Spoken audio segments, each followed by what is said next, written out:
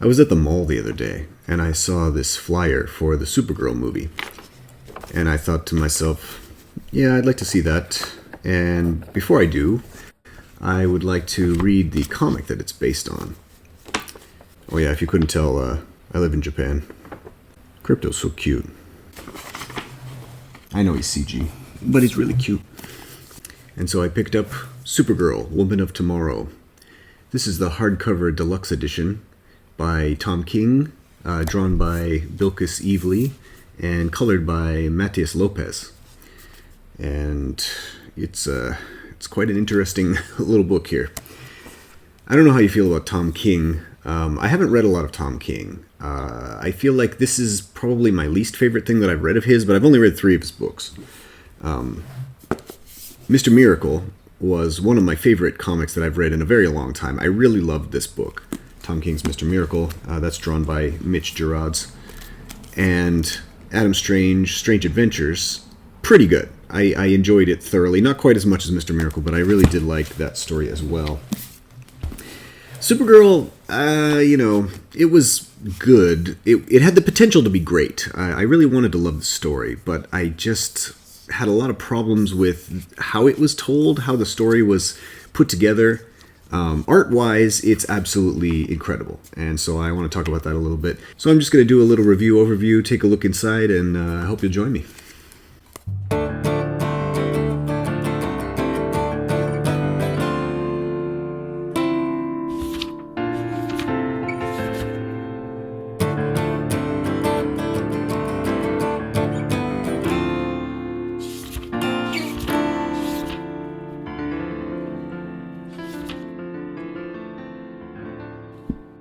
Alright, let's start with the beautiful cover.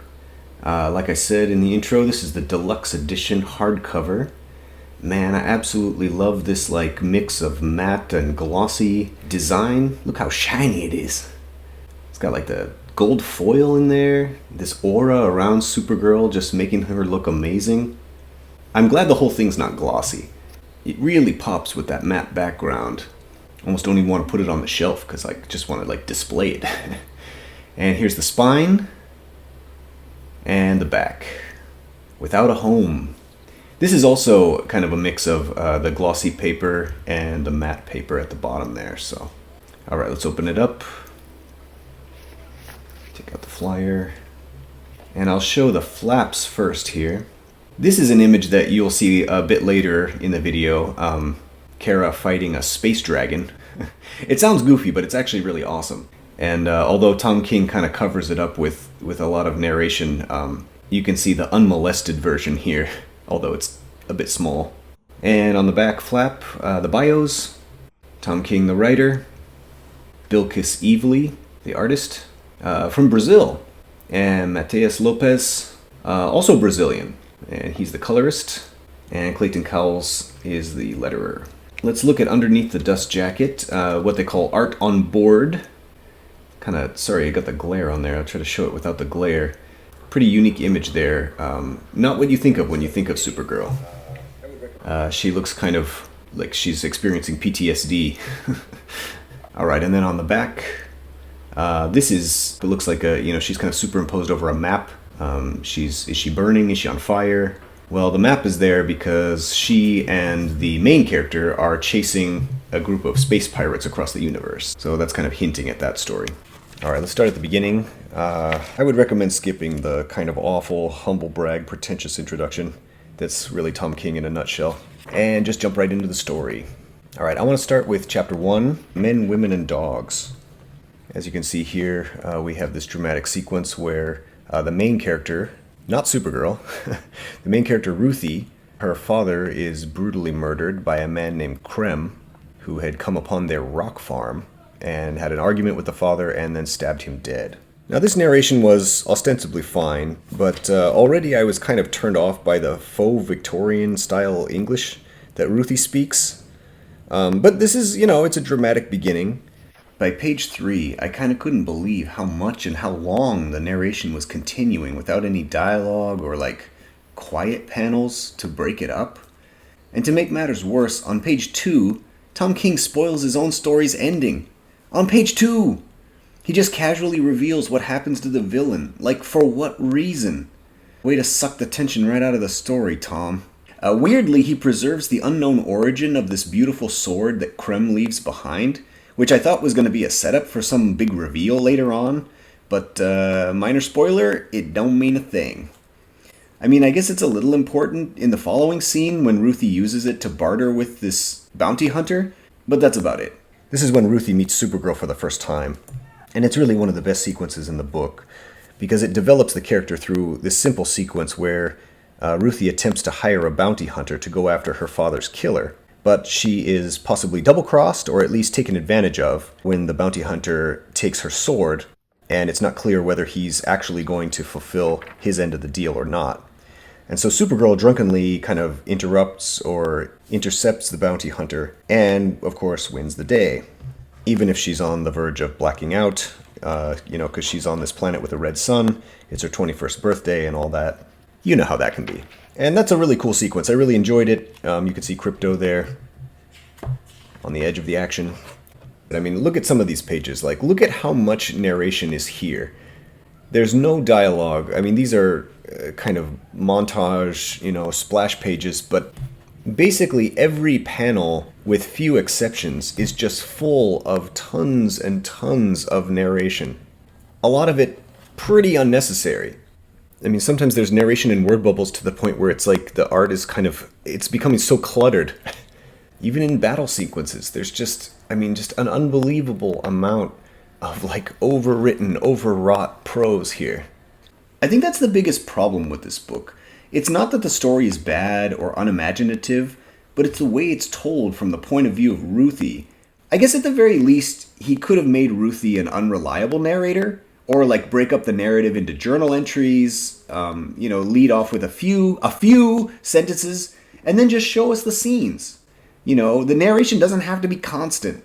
The plot, too, sometimes hinges on unbelievable moments that left me questioning Tom King's ability as a storyteller. Take this scene where Ruthye sneaks out of her house at night to begin her adventure of vengeance, seeking the man who killed her father. Her mother happens to catch her, but just kind of shrugs her off. I mean, maybe they have a bad relationship. She's very close to her father, but later in the story, there's hints where she only has fond memories of her family. To make it even weirder, her mother tells her to take her father's mount, this kind of horse-like creature. But she gives the reason as, he's an ornery one, and I don't feel like caring for him. Gotta love the word ornery. So the mother doesn't seem to care at all what happens to her only daughter, and selfishly or sadistically gets rid of both her and the animal she can't stand. Of course, Ruthye is a typical girl boss. She can magically ride this ornery animal without any trouble. So, did she often ride it? If so, why did her mother warn her of its ornery temperament? I thought this would also be a setup for some future trouble. Maybe the animal, causes some trouble. There's some obstacle that Ruthye has to overcome, but no such thing. And there's no time to get to know her family. We don't know the names of her brothers. We don't know her relationship with her mom. All we know is that she loved her dad, who was her heart. And that can go either way. It's on the one hand, okay, Tom King's getting straight to the adventure, but at the same time, he's risking the reader not caring or not knowing about the main character. Ruthye is very much the main character, not just the narrator. Dare I say, Supergirl is the sidekick of Ruthye. I actually think that this book could be retitled The Legend of Supergirl, A Space Odyssey, rather than Woman of Tomorrow. Because it's really Ruthye telling the legend of Supergirl, looking back on her life and telling about this time that she spent with Supergirl. And Supergirl herself is rendered unknowable, kind of mysterious. We never really get to know her or what she's thinking, or why she sometimes contradicts herself about whether killing is wrong, yet allowing certain characters to go to their deaths as she stands by and just watches. Alright, if it sounds like I'm being overly critical, I don't mean to be. This is just what I thought after reading it only once through. To Tom King's credit, I think he came up with a very interesting take. There's tons of Supergirl comics out there, and so to place this alien girl front and center in a tale of revenge, wrapped in a space odyssey, it was almost really cool. Just too bogged down and too much of its head up its own ass. Actually, my favorite Supergirl story of all time can be found in the Superman-Batman Omnibus. This is actually a story by Jeph Loeb. and drawn by Michael Turner. It's called Supergirl from Krypton. And oh my goodness, this story is great. It's a great origin story of Supergirl. The art is wonderful. And it connects to my favorite DC event of all time, which is Infinite Crisis. And I made a video about the reading order of what you should read before Infinite Crisis, and I recommended this gigantic omnibus here. You can see all my little sticky notes are still in there from that video. If you want to read a really wonderful Supergirl story, I would highly recommend Jeph Loeb's version, Jeph Loeb and Michael Turner.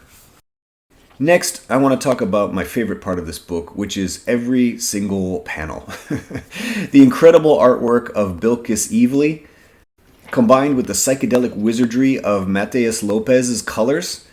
Evely and Lopes really save this book. They elevate this story. All of my favorite moments here and most of the memorable scenes for me are visual, not written. More often than not, the humor comes across visually, and it's funnier than anything Tom King comes up with. Let me give you an example. Ruthye and Supergirl are riding a Westbound Haulferry, which is basically this space bus. They're riding a space bus across the galaxy. There's this alien sitting between them, and it keeps falling asleep on Ruthye. Now, here's a situation I think that we can all relate to. I mean, who hasn't been on a bus or a train or a plane and had someone like melt over into your personal space? It's annoying as hell. But I don't think it's as funny as Tom King thinks it is. So here, Ruthye is giving this long monologue to the alien about respecting her personal space, etc., etc. This would have been a lot funnier if, on the previous page, we hadn't been bombarded with another long monologue about Ruthie's life back home on the rock farm and how her family rarely bathed and, in fact, took pride in their pungent body odors, which I guess is supposed to make what happens next even funnier. But it just, like, drags down the pace. It's such a huge setup to what amounts to essentially a mediocre punchline. Like, it's barely a joke. The alien, of course, is not listening, doesn't care, and even asks Ruthye if she tastes good, at which point she says, essentially, if you touch me, Supergirl will kick your ass.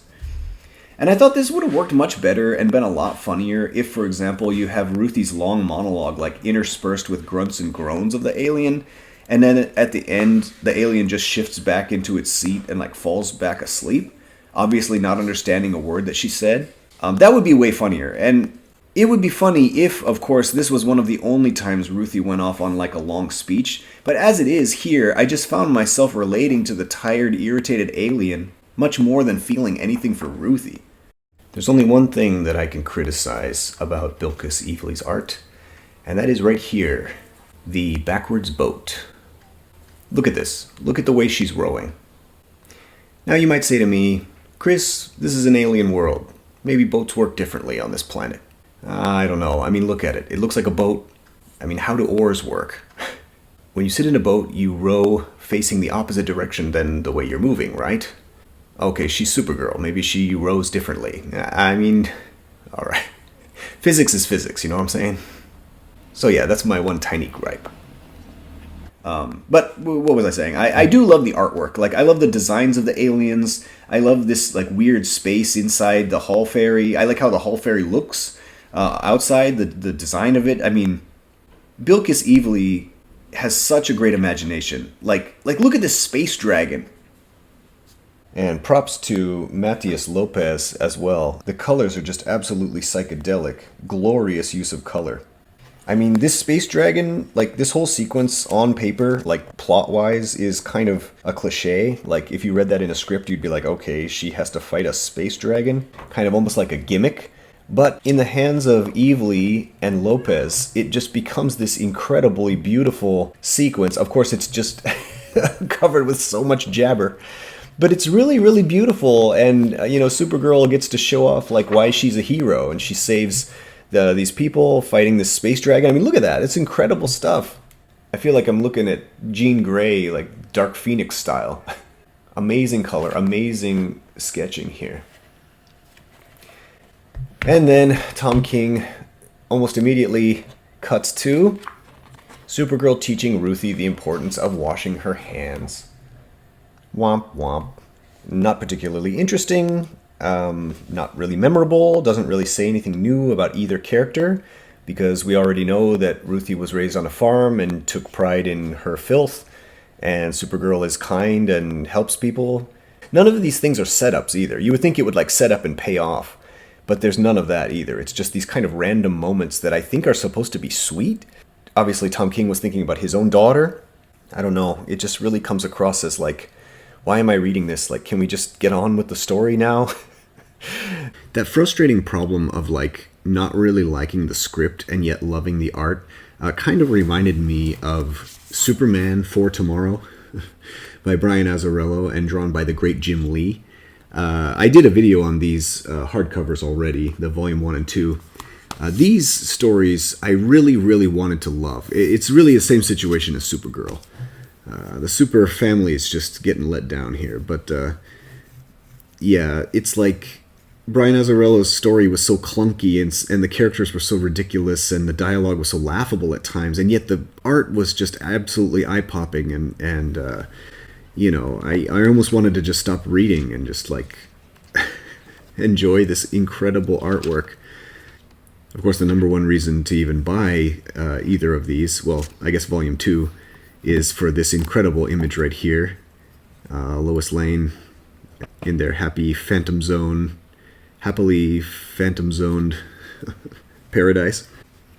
There's a lot of great Lois Lanes in here. There's Wonder Woman. Oh man, the art in here is just absolutely incredible.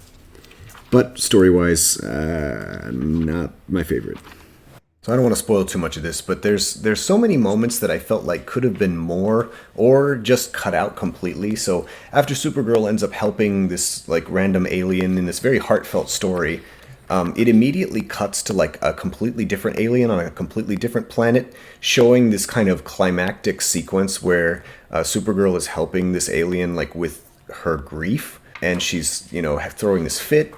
And then at the very end of the sequence, which is only 3 pages long, it explains what planet it was and like how these aliens deal with grief. And then immediately cuts again to like a different planet. And Supergirl's not allowing Ruthye to go into this place where she's going to get some insights into how evil the villains are, essentially. And this is what frustrated me the most. So not only it's like heartfelt story, random climax with like no real context to what's going on, just like trauma and rage and grief.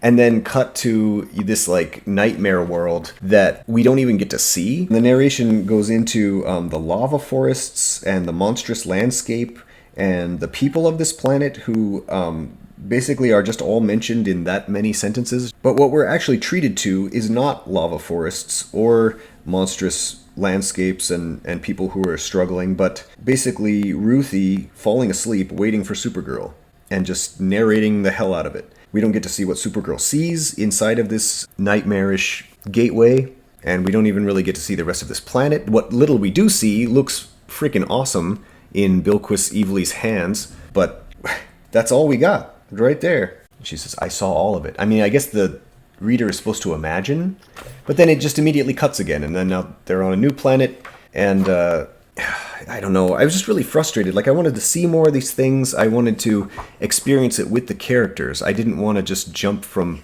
place to place. It's like the footnotes to the Odyssey or something. I feel like in this way, Tom King is like a wannabe Grant Morrison. Like, Grant Morrison has ideas to spare, but Morrison is also a much better storyteller. And I feel like Tom King just doesn't have that ability. Like, he doesn't have so many ideas to spare, so he gives us these little snippets and we're supposed to imagine this larger adventure, but none of it is really fleshed out, and because it just keeps jumping from scene to scene and planet to planet, and the characters are not really like engaging much, it's like there's not a lot of action, but the little bit that there is not really grounded. I mean, at least in Mr. Miracle, there was a contrast of like psychological stress and a fractured psyche, with the everyday humdrum action sequences stuck in there feeling kind of clever, because real life was much more complicated than like the superhero life. And I felt like that reversal was very clever, it was somewhat fresh. I feel like Tom King maybe didn't have enough time to revise his scripts. Most of his narration and dialogue seems like a first draft. Plot-wise, it seems like he needed more guidance from his editors. He even talks about in the introduction how one of his scripts was rejected by the editors, and I kind of wished he wouldn't have said that, because while on the one hand you can see like the behind the scenes of like, oh, this issue was rewritten at the last moment, like that actually kind of made the issue even cheaper, like cheapened the story even more, because he basically just relies on Supergirl's origin story in order to fill out this kind of chase sequence where she's riding the Super Horse Comet. But again, like visually, it's absolutely incredible. Like Krypton getting bombarded by like asteroids, and Comet and Supergirl like flying toward the edge of the universe. I mean, just absolutely like eye-popping visuals. If I read this as a script, I'd just shrug, but like seeing it laid out visually, it's just absolutely amazing. Just really wish Tom King would have trusted his artists and colorists more, because I think so much of this dialogue and narration could have been cut out, and it would have been just as good of a story, if not much, much better. Is it terrible? No. Is it really fun? Yes. But at the same time, could have been better. And in the back, you can see some extra covers and variants, and there's some cool stuff back here. Some sketches, ideas for how Supergirl would look, and Ruthye, and thumbnails, Bilquis Evely's thumbnails.